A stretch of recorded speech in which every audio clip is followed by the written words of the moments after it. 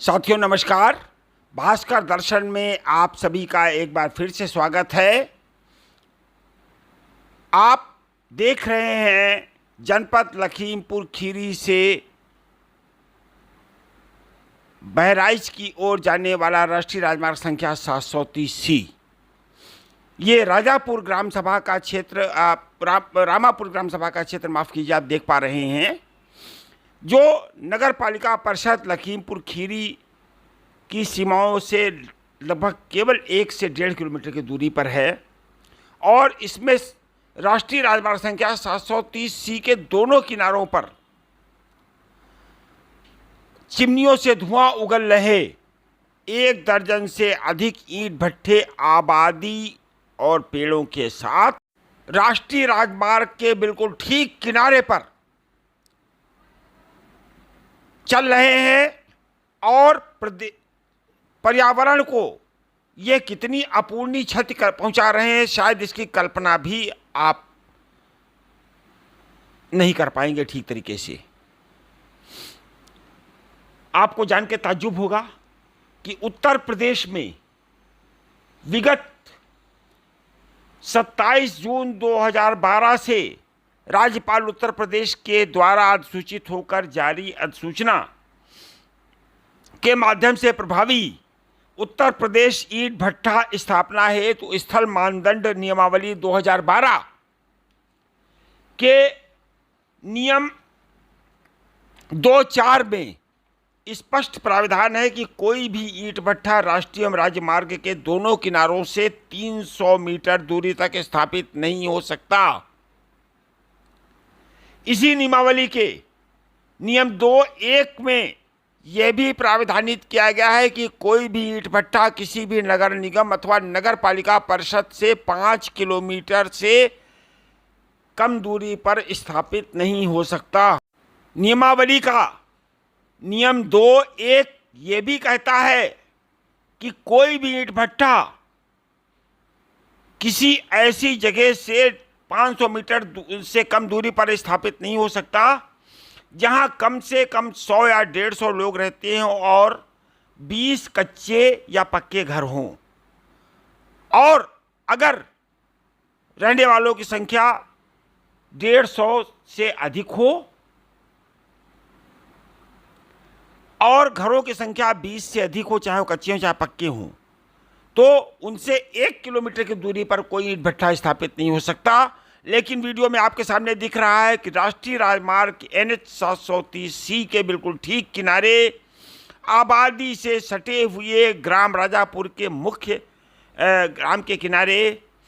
रामापुर, मैं माफ़ी चाहूँगा आपसे गलत ग्राम का नाम लेने के लिए। राजापुर रामापुर दोनों ग्राम है, इसलिए उच्चारण में दोष हुआ है। सही नाम रामापुर है, लेकिन इसी प्रकार के ईंट भट्टे ग्राम राजापुर में भी यथावत राष्ट्रीय राजमार्ग के किनारे संचालित हैं।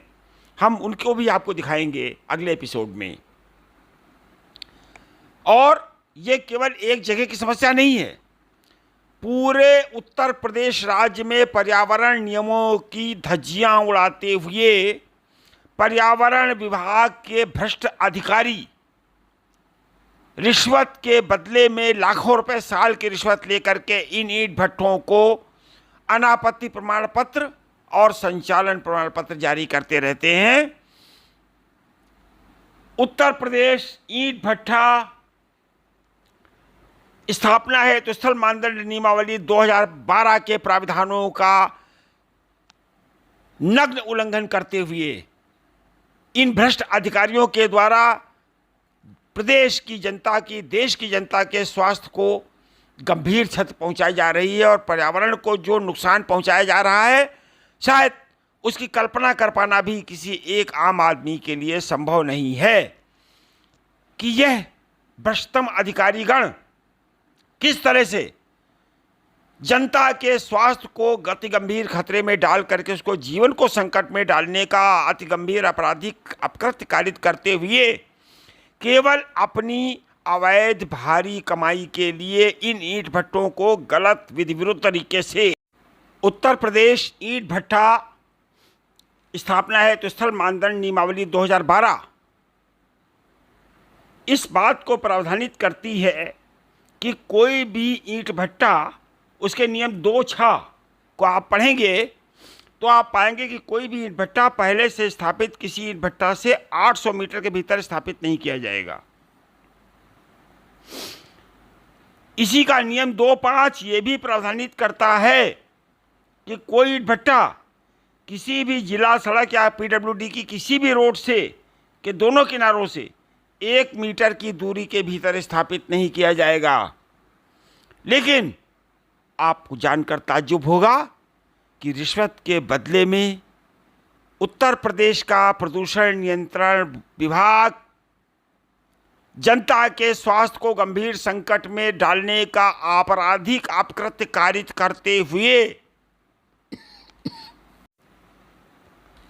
इन ईंट भट्टों को संचालन के लिए निरंतर रूप से अनापत्ति प्रमाण पत्र और कार्य संचालन अनुज्ञा पत्र जारी कर रहा है। इतना ही नहीं, सभी जिलों के, उत्तर प्रदेश राज्य के सभी जिलों की जिला पंचायतें नियमों की धज्जियां उड़ाते हुए केवल रिश्वत के बदले में इन सारे ईंट भट्टों का जिला पंचायत के अंतर्गत पंजीकरण करती हैं और केवल पंजीकरण राशि और रिश्वत राशि उगाही के बदले में इनको पूरी छूट देती है कि वो जनता के स्वास्थ्य को, प्रदेश के पर्यावरण को जितनी चाहे उतनी क्षति पहुंचाएं। उत्तर प्रदेश सरकार के इन जिम्मेदार विभागों को केवल अपनी अवैध कमाई, राजस्व वसूली और इनके कर्मचारियों अधिकारियों को केवल रिश्वत की वसूली से ही सरोकार है। उत्तर प्रदेश की जनता के स्वास्थ्य, उसको पर पड़ने वाले कुप्रभावों से इनका कोई सरोकार कदापि किसी प्रकार का नहीं है। सिर्फ इतना ही नहीं, ये सारे लोग एक साथ मिलकर एक आपसी साजिश के जरिए किस तरीके से जनता के स्वास्थ्य के साथ खिलवाड़ करते हुए उसके जीवन को, आम आदमी के जीवन को गंभीर संकट में डालने का आपराधिक कृत्य कारित कर रहे हैं। इसकी मिसाल आप पूरे उत्तर प्रदेश में तमाम राष्ट्रीय राजमार्गों से, लोक निर्माण विभाग के मार्गों से, जिला मार्गों से निकलते हुए लगातार देख रहे हैं। देखते हर जगह आप लगभग एक समान स्थिति पाएंगे। लेकिन आश्चर्य इस बात पर है कि इन्हीं मार्गों से गुजरने वाले, चाहे उत्तर प्रदेश के मुख्यमंत्री हों, चाहे राज्यपाल हों, चाहे कोई मंत्री हो, चाहे मुख्य सचिव हो या किसी विभाग का अपर मुख्य सचिव हो, संबंधित जनपदों के जिला अधिकारी हों, जिला पंचायत अध्यक्ष हों, अपर मुख्य अधिकारी हों, मुख्य विकास अधिकारी हों, उत्तर प्रदेश प्रदूषण नियंत्रण बोर्ड के चेयरमैन हो, सचिव हों, क्या इनमें से किसी को नियमों की कोई जानकारी नहीं है? ये सभी नियमों से पूर्णतया अनभिज्ञ लोग हैं। और अगर नियमों से जानकारी इनको है और जनता के स्वास्थ्य को इनको वास्तव में चिंता हो, तो चाहे वो मुख्यमंत्री जी हों, चाहे वो मंत्री हों, चाहे मुख्य सचिव हों, चाहे अपर मुख्य सचिव हों, कोई जनपद का जिलाधिकारी हो, मुख्य विकास अधिकारी हो, अपर मुख्य अधिकारी जिला पंचायत हो, वो सभी लोग समान रूप से जनता के स्वास्थ्य को अति गंभीर अपूर्णीय क्षति पहुंचाने की आपराधिक अपकृत्य के पूर्ण रूपेण सिद्ध दोषी हैं, जो इस वीडियो से ही आपके सामने किसी संदेह के इतर जाकर पूर्ण रूपेण प्रमाणित हो रहा है। अब देखना सिर्फ ये है, क्या केसीपी पर कोई कार्रवाई करने की साहस किसी भी स्तर से उत्तर प्रदेश सरकार के कोई दिखा पाएगा? भास्कर दर्शन आपके सामने इस तरीके की जन समस्याओं को सदैव अपनी पूरी मजबूती के साथ उठाता रहेगा और हमारी कोशिश रहेगी कि जन सरोकार से जुड़े मामले आपके सामने पूरे तरीके से आते रहें। हमारी कोशिश होगी उनसे रूबरू कराने की। आपको भास्कर दर्शन को आप सभी का स्नेह, आशीर्वाद, प्यार, सहयोग प्राप्त हो रहा है। हम आपसे निवेदन करेंगे कि भास्कर दर्शन को अधिक से अधिक संख्या में शेयर करें, लाइक करें और अपने बहुमूल्य सुझावों से, आलोचनाओं से, कमेंट के माध्यम से हमें अवगत कराएं, जिससे हमें अपनी इस मुहिम को लगातार रूप से चलाते रहने में और अधिक समर्थन, सहयोग आप सभी सुधी दर्शकों का प्राप्त हो सके और हम इसी प्रकार के जन सरोकारों से जुड़े मामलों को और अधिक बड़े स्तर पर आप सभी के सामने पेश कर सकें, यह हमारा प्रयास निरंतर रूप से आप सबके सहयोग से जारी रहेगा। भास्कर दर्शन देखने के लिए आप सभी साथियों का बहुत बहुत धन्यवाद। इसके लिए भास्कर दर्शन